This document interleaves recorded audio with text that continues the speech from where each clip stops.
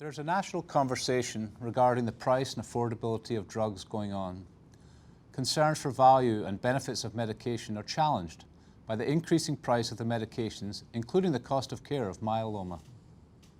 With the availability of new drugs, there is an unprecedented improvement in the overall survival of patients with myeloma. And today, on this AGMC peer exchange with a panel of experts, we will discuss the direct benefits to patients and society and the associated expenses with the new treatments. I'm Dr. Keith Stewart, Professor of Medicine and a consultant in the Division of Hematology Oncology at the Mayo Clinic in Phoenix, Arizona.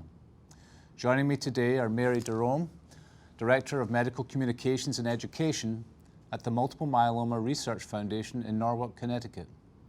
My colleague, Dr. Rafael Fonseca, Professor of Medicine and Chair of the Department of Internal Medicine at the Mayo Clinic in Phoenix, Arizona, and Dr. Andrzej Jakubowiak, Professor of Medicine and Director of the Myeloma Program at the University of Chicago Medicine in Chicago, Illinois.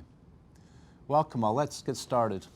We're going to begin our discussion by talking about newly diagnosed multiple myeloma. And let me start off with you, Rafael. And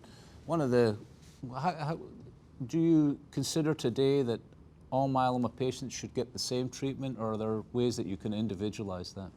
Well, thank you for the opportunity. No, I do think that treatment has to be individualized to every patient. We do that in many ways, of course, by clinical variables, the obvious ones being whether the patient is a transplant candidate or not.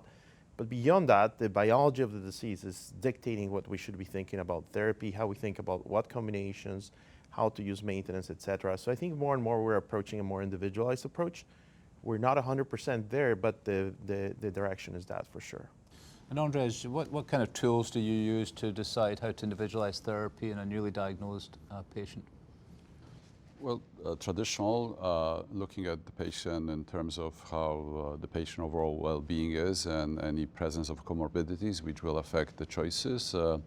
Biological, to check the disease characteristics, risk factors which are potentially driving some of our choices. And then we are starting to do some additional tools which are emerging as important to our decision-making, better formulating who is high-risk patient versus standard versus intermediate, and that may impact our choices. But I would jump into Rafael's comment that to some extent we are evolving in terms of individualizing therapy in newly diagnosed patients. There was a time that we were very much convinced that patient with good risk disease can be receiving lighter therapy to save more aggressive treatments for later. And that has sort of evolved, in my observation, to a little bit different approach. Let's come back to that in a bit. Mary, you hear a lot from patients. And the MMRF has been, Myeloma Research Foundation has been a sort of leader in individualizing therapy. What are you telling patients today about this topic?